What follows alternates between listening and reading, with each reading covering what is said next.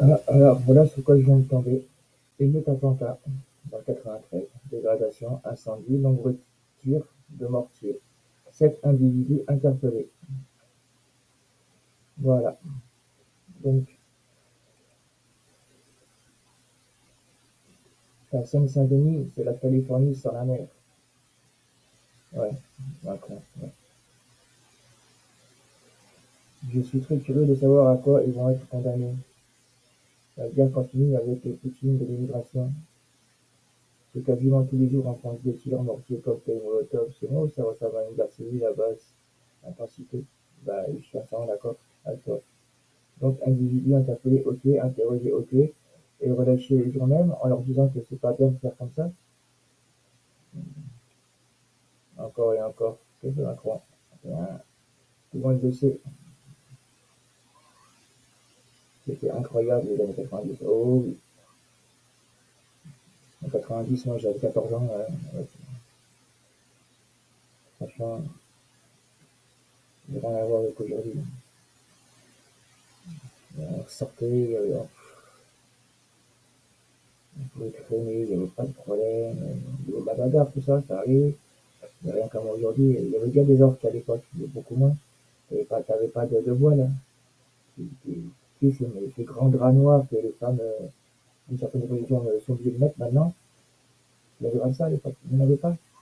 T'avais des tchadors et tout comme ça, t'as vu. Ma grand-mère elle-même, elle mettait les tchadors. Il n'y a rien à voir avec aujourd'hui, il n'y avait pas cette menace. Et tout a commencé en 95 avec Khaled Kelkal. Pour ceux qui ne savent pas, cherchez Khaled Kelkal. C'est le premier terroriste en France, hein. Voilà.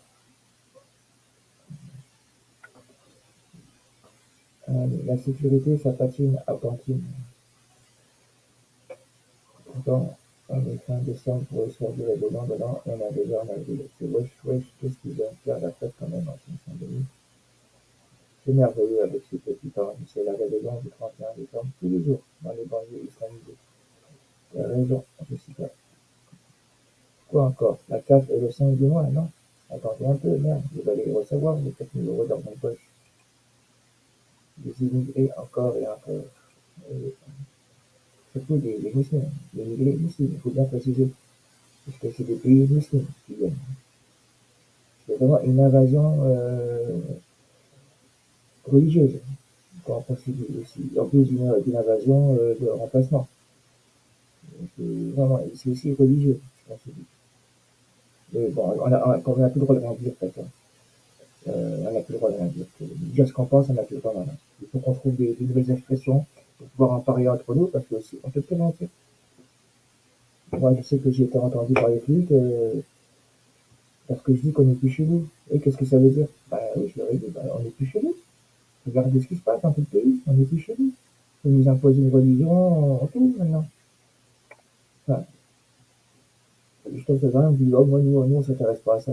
Bah ouais, si vous intéressez pas, maintenant, on va régler le problème comment?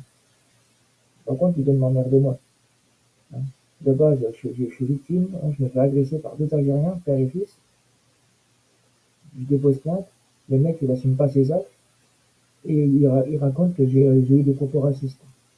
Et il va avec deux témoins qui sont des voisins et amis avec lui, amis de beuverie. Donc à un moment donné, je leur ai dit aux gendarmes, c'est un peu trop facile. Vous voyez pas que le mec, c'est de la victimisation comme à chaque fois. Et toujours le même truc, qui fait partout pareil qu'on voit ça. Toujours accusé de racisme. Je suis chez moi. On m'a entendu chez moi avoir eu des propos. C'est pas un lieu public chez moi. Pourtant, ce qu'ils me reprochaient, c'est dans un lieu public. En quoi c'est public d'être dans mon domicile? C'est privé un domicile, que je sache. Donc voilà. Donc je suis passé au tribunal, mais apparemment je dois repasser encore. Donc j'attends ici. Là. J'ai passé hier, j'étais pas là, donc j'attends là qu'il me rappelle. Et non, non, c'est un peu. Franchement, j'aurais pas mes animaux, je me serais déjà barré là, je suis à l'étranger là. Putain. Ça fait 10 ans que je suis calé, ça fait 10 ans que je suis pas parti en prison. Que je me suis rangé, que je fais plus de conneries, je fais plus rien. J'essaye de vivre, avoir ma petite vie, t'as vu, avec mes enfants et tout. Non, non, on continue à m'emmerder encore. Et il va me retrouver encore avec des sauvages. Oui, c'est ce qu'ils vont me pardonner. On va me mettre avec des sauvages, je vais tout perdre. J'espère que je pourrai, t'as vu, transformer ça, t'as vu, avec bracelet ou je sais pas quoi, t'as vu, ou semi-liberté, bah, je sais pas, même pas, parce que moi j'ai mes animaux, j'ai mes enfants. Enfin, méfiez-vous les gens, hein, parce qu'il y en a qui écoutent et après ça dépose plainte. Et parce que moi en fait j'ai pas réagi aux actualités, et il y en a qui disent ouais, il a dit sale race, machin et tout. Oui, quand il y a un terroriste, c'est une sale race. Oui. Quand l'autre là, le QTF qui a tué la gamine, le gosse là, qui 10 fois a été expulsé, 10 fois revenu en France, refusé par l'Algérie, et qu'il tue le gosse ou la gosse. Ouais, c'est une sale race. Oui, oui, c'en est une. Et alors, il est où le problème? Ils défendent même les islamistes maintenant, la justice. Donc ça aussi, on ne fait pas sur le tribunal. Parce que je critique les islamistes. Bien sûr, ils les critiquent. Ils tuent nos enfants, ils tuent nos femmes. Ils coupent des têtes à nos professeurs et tout. Et on doit rien dire. Mais j'hallucine, quoi. Enfin, Paris, Port de Pantin, un homme retrouvé mort. 2 Somaliens écroués, dont un pour assassinat. Le mobile serait un contentieux de 1,50 € avec la victime, elle aussi somalienne. Voilà, après, ils se tuent entre eux. Ça va encore. Ils sont entre eux. Grenoble, un meurtrier condamné en 2017 à 18 ans de réclusion criminelle avec le ivre au volant et armé d'un pistolet AP1 au type tempéré. Donc en 2017, condamné à 18 ans de réclusion. Qu'est-ce qu'il fait dehors là? Il est 8 ans, on est 8 ans après. Euh, J'ai jamais vu ça de ma vie. 18 ans. Moi j'ai dit 2017, s'il a été condamné en 2017, ça veut dire au moins aller à 3 ans qu'il est en prison, donc 2014. Donc 2014-2024, ça fait 11 ans. Ah oui, avec le remise de peine, oui. Oui, oui. Et ça doit, il venait juste de sortir alors.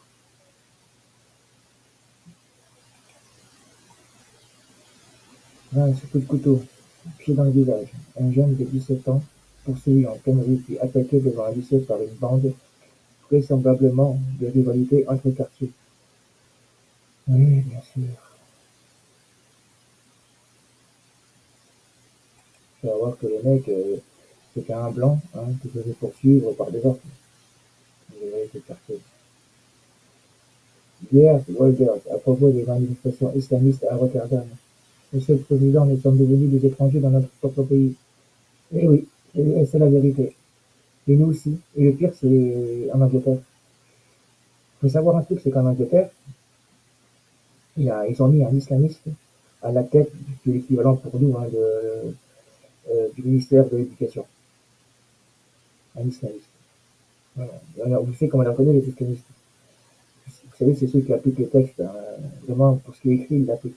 Donc, t'as un surat qui dit qu'il faut se raser la barbe, non, il faut cesser de pousser la barbe et se raser la moustache. Les cheveux courts, tout ça. Les mecs, ils ressemblent à rien du tout, quoi. Voilà, c'est écrit, donc ils le font. Regarde ça. Déjà que dans les années 60, ces endroits-là, c'était vert, c'était accueillant, c'était beau. Moi, j'ai ma grand-mère, elle m'a montré des photos de l'époque, ça n'a rien à voir. Maintenant,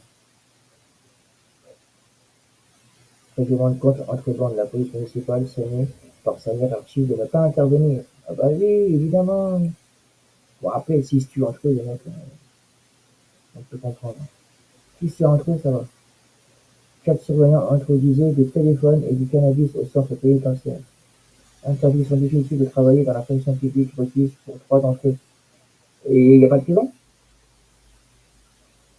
Ils vont pas en prison, les mecs? C'est hallucinant. C'est ça qui est la peine qui est demandée? Ça, ici. Et puis des mecs comme moi, on va les condamner à de la prison ferme. Parce que j'ai une liberté d'expression. Et qu'on veut m'empêcher de l'avoir. Pour ça, j'ai créé la chaîne. Bon, elle fonctionne pas, la chaîne, alors ça fait 2 jours en même temps. Voilà, un mineur de 17 ans, au volant d'un véhicule volé, refuse d'obtempérer, puis carpule violemment la voiture d'une famille à Saint-Cloud. Le père est grièvement blessé. 3 arrestations. Un petit Naël, encore. Un individu filme le chauffeur embarqué.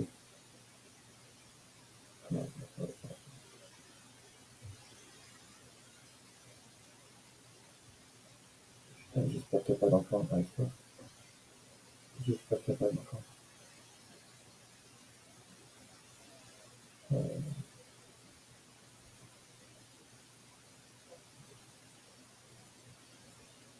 On va voir. Ça me révolte. Ça me révolte. J'ai la haine, quand je vois ça, j'ai la haine de voir ça.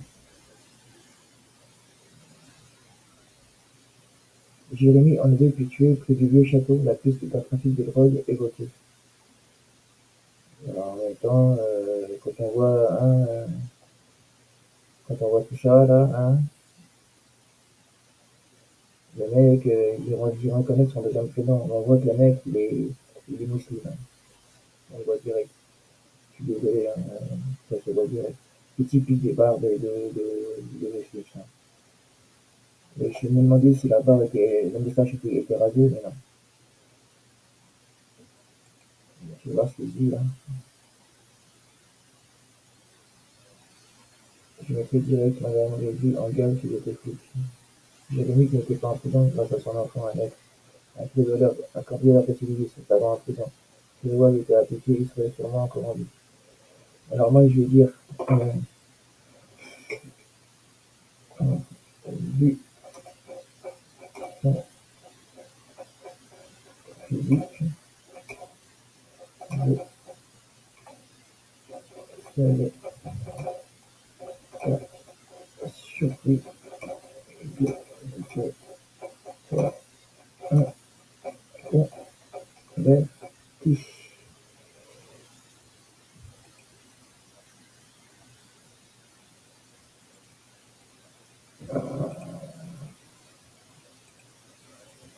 Non mais c'est ce que je pense. Hein. Qu'est-ce qui se passe?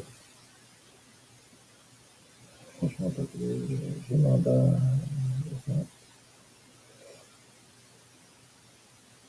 Mais dans quel monde tu t'étais embarqué, Jérémy? La jeunesse issue de l'immigration ne devient pas française, mais la jeunesse française devient radicale. Pourquoi une cagnotte pour un drogué? La prise d'un trafic de drogue évoquée. Il me semble qu'on l'a tellement attendu celle-là, comme s'il méritait de se faire abattre. Je n'achète plus ce genre de version pathétique qui est lancée à la gueule des journalistes pour les compères dans la médiocrité. Pas faux. C'est un village à côté de chez moi, du base, c'est un petit village mini amical. J'ai même quitté Paris pour y venir avec ma famille. Depuis quelques années, on vit un vrai cauchemar. Mais c'est la première fois qu'un gars les tué. D'habitude, ils font juste cramer les voitures. C'est tellement simple maintenant, c'était le trafic de drogue et hop. Avant, c'était le Covid. On nous prend vraiment pour des cons. John White, je crois que t'as pas conscience de l'ampleur du trafic de drogue. Moi, j'ai 48 ans. Dans les années 90, donc j'étais jeune, hein, il y avait déjà des trafics de drogue. À l'époque, l'héroïne, ça se vendait 800 francs, faut te dire. Et c'était déjà, à l'époque, c'était déjà les orques qu'on allait voir. T'avais les orques du Nord et les orques du Sud. Tu allais dans n'importe quelle ville, tu allais à la gare, tu savais qui allait voir pour trouver de la dope. Et l'empereur a fait que des gonflés, que de gonflés, que de gonflés. Les mecs, ils sont des trafiquants de père en fils. Et depuis plusieurs générations, c'est comme ça. Maintenant, ils sont tous trafiquants. Tous, tu les vois tous. Père, de père en fils, le petit-fils, le cousin, la cousine, blabla. Ils font tous partie des trafics, ces gens-là. C'est leur truc à eux. Et peu importe la nationalité hein, des autres, hein. Que ce soit les trois du haut, du nord, c'est pareil. Hein. Oui, c'est un islamiste, je suis désolé. Enfin, c'est un musulman. Pardon, je ne vais pas dire islamiste. C'est un musulman. Je suis encore en train de penser à l'histoire de tout à l'heure. Je suis un peu expliqué. Coup de feu après un accrochage entre automobilistes. Oui, ça aussi, maintenant. T'es en voiture, tu t'accroches à quelqu'un, il y a des coups de feu. Et les gens là qui sont à côté, non, ils s'en foutent ou quoi? C'est barbare. Parce qu'à un moment donné, il faut faire appeler un chat un chat.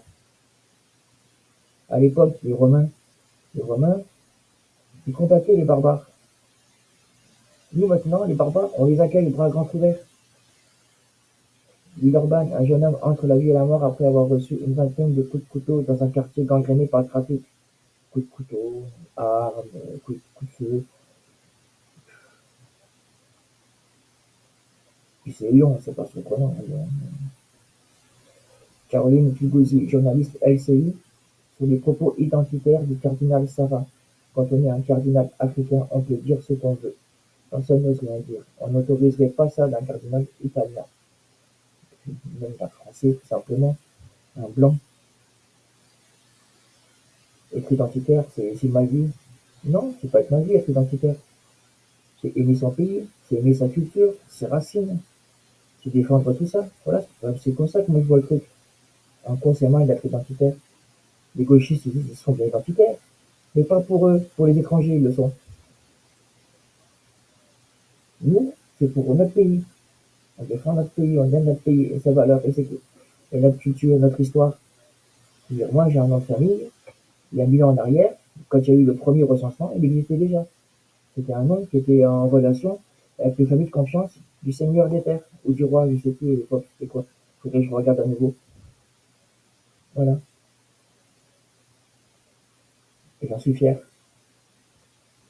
Qu'il y a 1000 ans déjà, il y avait mon nom de famille, il était connu déjà. Vous voyez. Alors quand on dit que maintenant tous les Français, ça n'existe plus, les vrais Français dessous, je sais pas si, j'en suis un, la preuve. Un migrant afghan s'accuse d'un meurtre au couteau dans un parc hier soir. Bah, c'est bien s'il assume. Une voiture de police a été ciblée par des tirs de mortier d'artifice. Tiens, j'ai cru voir une là-bas, là, juste avant. Euh, enfin, bon, je vais m'arrêter là. Je vais laisser passer l'après-midi et puis je refais une dernière vidéo ce soir. On va attendre qu'il y ait plus d'actualité. Voilà. Regardez, c'est que des employés, c'est des gars là-bas. Hein. Regarde ça. Et ça tire les policiers. Du tir au pigeon. Regarde ça. C'est honteux. C'est scandaleux. Ils font quoi les parents de ces gens? Ils sont où les parents là?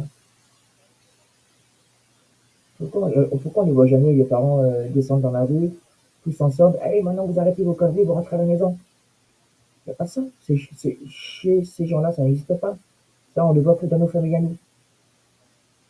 Français, les vrais. Et puis, s'il y a des gauchistes qui ne sont pas contents de mes propos, je les emmerde, les gauchistes. Je m'en bats les couilles. Moi, ça fait plus d'un an que j'ai mon drapeau français sur le balcon, je vous ai dit de venir me l'enlever. Hein, personne n'est jamais venu. Et puis quand même, essayer de me l'enlever. Je serais bien reçu. Lol. En quoi mettre un drapeau français, c'est être facho. Et puis quoi encore? Je préfère mettre un drapeau français que d'un drapeau d'une terre terroriste. Hein.